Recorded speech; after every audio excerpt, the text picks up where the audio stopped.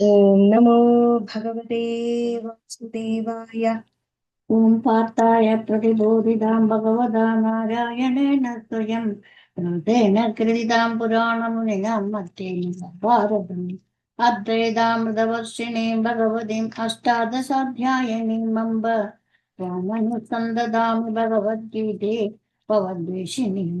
നമോസ്തു ദേവ്യാസ വിശാലബുദ്ധേ പുല്ലാരവിന്ദായതപത്രനേത്ര येन त्वया भारततैलपूर्णः प्रज्वालितो ज्ञानमयप्रदीपः प्रपन्नपारिजाताय स्तोत्रवैत्रेकपाणये ज्ञानमुद्राय कृष्णाय वेदान्तदुहे नमः।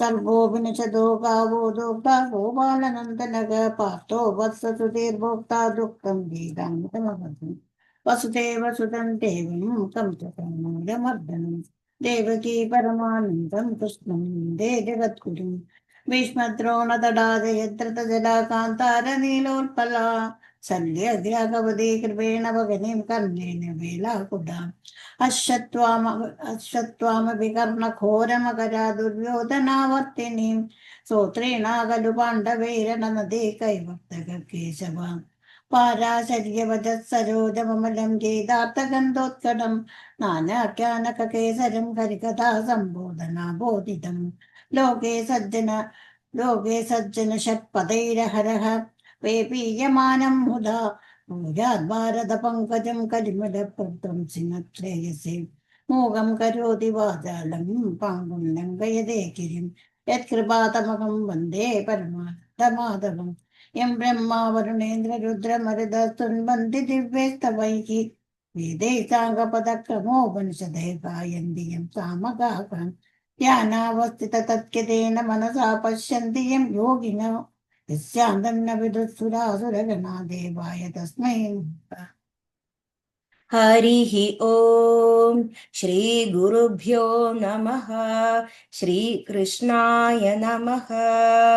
नारायणं सुरगुरुं जगदेकनाथं भक्तप्रियं सकललोकनमस्कृतं च त्रैगुण्यवर्जितमजं विभुमाद्यमीशं वन्दे भवघ्नम् अमरासुरसिद्धवन्द्यम् नारायणं नमस्कृत्य नरं चैव नरोत्तमं देवीं सरस्वतीं व्यासं ततो जयमुदीरयेत्। वसुदेवसुतं देवं कंसचाणूरमर्दनं देवकी परमानन्दं कृष्णं वन्दे जगद्गुरुं मनोजवं मारुततुल्यवेगं जितेन्द्रियं बुद्धिमतां वरिष्ठं वादात्मजं वानरयूथमुख्यं श्रीरामदूतं शिरसा नमामि। बुद्धिर्बलं यशोधैर्यं निर्भयत्वमरोगदा अजाड्यं वाक्पटुत्वं च हनुमत्स्मरणात् भवेत्। व्यासाय भवनाशाय श्रीशाय गुणराशये हृद्याय शुद्धविद्याय मध्वाय च नमो नमः।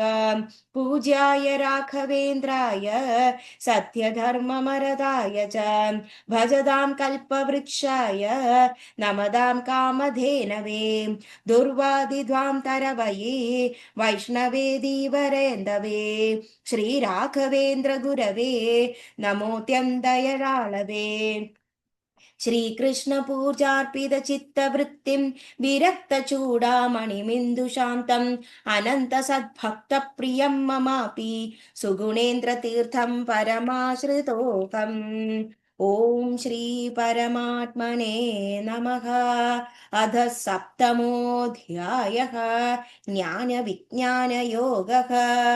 श्रीभगवानुवाच मय्यासक्तमना पार्थ योगं युञ्जन्मदाश्रयः असंशयं समग्रं मां यदा ज्ञास्यसि तच्छृणु। ज्ञानं तेकं सविज्ञानम् इदं वक्ष्याम्यशेषतः यज्ञात्वानेकभूयोऽन्यत् ज्ञातव्यमवशिष्यते। मनुष्याणां सहस्रेषु कश्चित् यत्तदि सिद्धये यदतामपि सिद्धानां कश्चित् मां वेत्ति तत्त्वतः। भूमिरापो नलो वायुः खं मनो बुद्धिरेव च अहङ्कार इतीयं मे भिन्ना प्रकृतिरष्टधा अपरेयमितस्तन्तुन्यां प्रकृतिं वित्ति मे परां जीवभूतां महाबाहो ययेदं धार्यते जगत्। एतद्योनीनि भूतानि सर्वाणीत्युपधारय अहं कृत्स्नस्य जगदः प्रभुवः प्रलयस्तथा मत्तः परतरं नान्यद् किञ्चिदस्ति धनञ्जय मयि सर्वमिदं प्रोतं सूत्रे मणिगणा इव।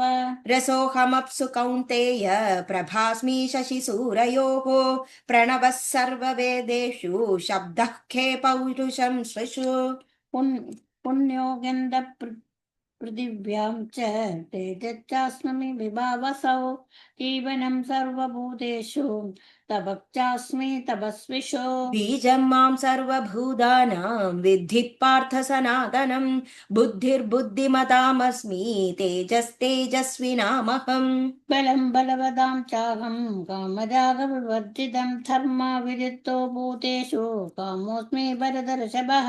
ये चैव सात्विका भावाः राजसास्तामसाश्च ये मत्त एवेदि तान् विद्धि तत् न त्वहं तेषु ते मयि त्रिपुर्गुणमयैर्भावैरेभि सर्वमिदं जगत् मोहितं नाभिजानाति मामेभ्य परमव्ययम्। दैवी ह्येषा गुणमयी मम माया दुरत्यया मामेव ये प्रपद्यन्ते मायामेदां तरन्ति ते न मां दुष्कृतिनो मूढा प्रबन्धन्ते न राधमाग माययापहृतज्ञाना आसुरं भावमाश्रिताः।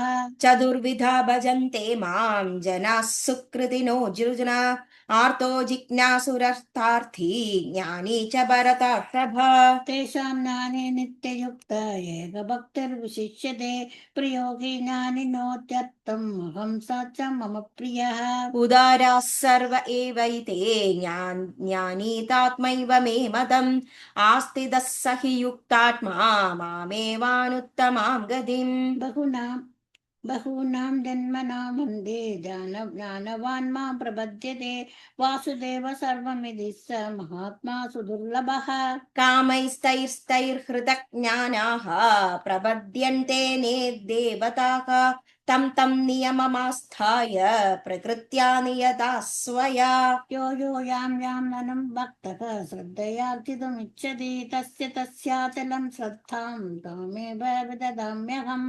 सत्तया श्रद्धया युक्तः तस्याराधनमीहते लभते सत्ततः कामान् मयैव विहितान् अन्धवत्तु फलं तेषां तद्भवत्यल्पमेधसाम् देवान् देवयजो यान्ति मद्भक्ता यान्ति मामपि।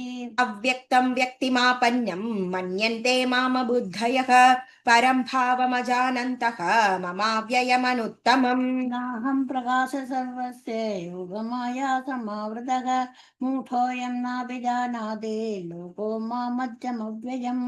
वेदाहं समतीतानि वर्तमानानि चार्जुन भविष्याणि च भूतानि मां तु वेद न कश्चन इच्छाद्वेषसमुत्थेन द्वन्द्वमोहेन भारत सर्वभूतानि सम्मोहं सर्गे यान्ति परं तप।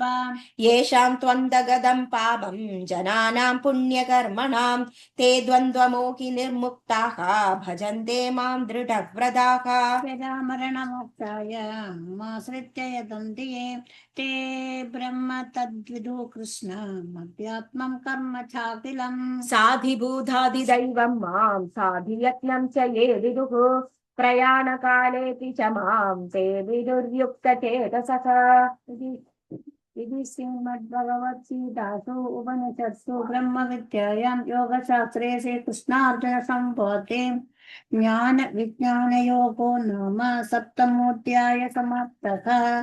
ॐ पूर्णमदः पूर्णमिदं पूर्णात् पूर्णमुदच्यते पूर्णस्य पूर्णमादाय पूर्णमेवावशिष्यते ॐ शान्तिः शान्तिः शान्तिः हरिः ॐ श्रीगुरुभ्यो नमः हरिः ओम् श्रीकृष्णार्पणमस्तु।